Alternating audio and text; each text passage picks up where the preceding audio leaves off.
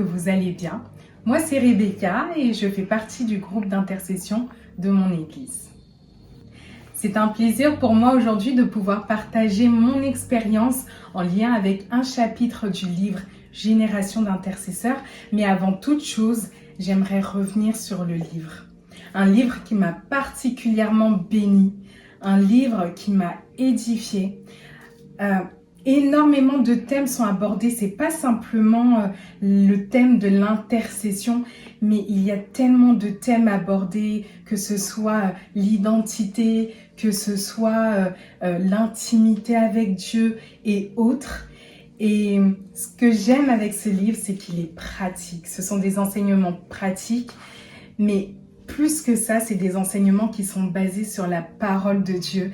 Donc on retrouve beaucoup de références bibliques et finalement ça vient vraiment nous former, nous forger en tant que chrétiens.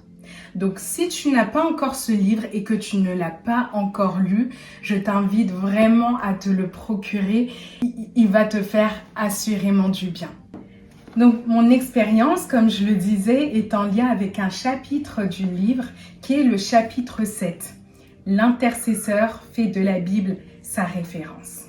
Tout d'abord, il faut savoir que je n'ai jamais eu l'amour pour la lecture et rares sont les livres que j'ai terminés.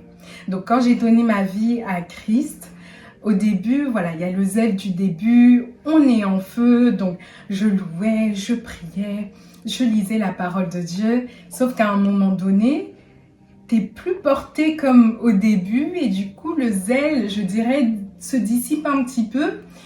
Et là, c'est à toi de provoquer tes temps d'intimité avec le Seigneur et tes temps de lecture de la parole de Dieu.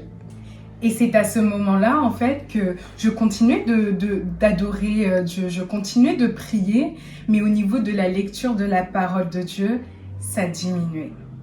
Sauf qu'en fait, j'avais vraiment le désir de pouvoir grandir spirituellement, de grandir dans la connaissance de mon Dieu. Sauf que sans la parole de Dieu, ça allait être compliqué.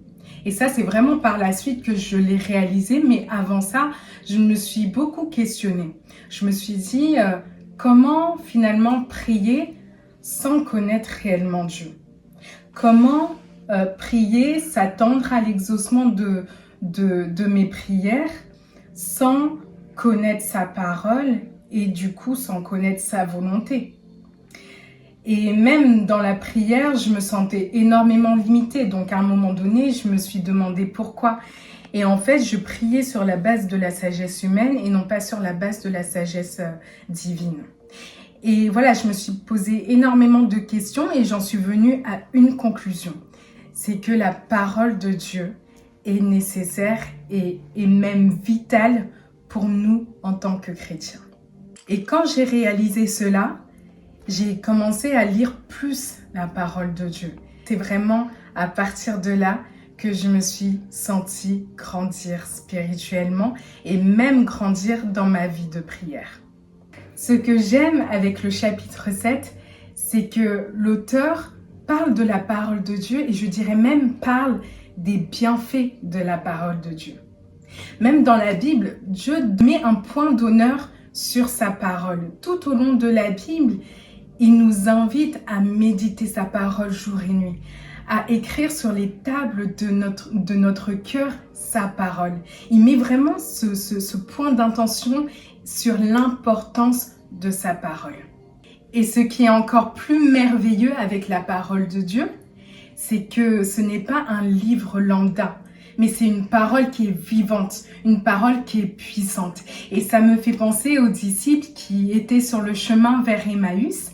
Et quand Jésus les a quittés, ils parlaient entre eux et ils se disaient « Waouh, nos cœurs ne brûlaient-ils pas quand il marchait avec nous et qu'il nous expliquait les Écritures ?»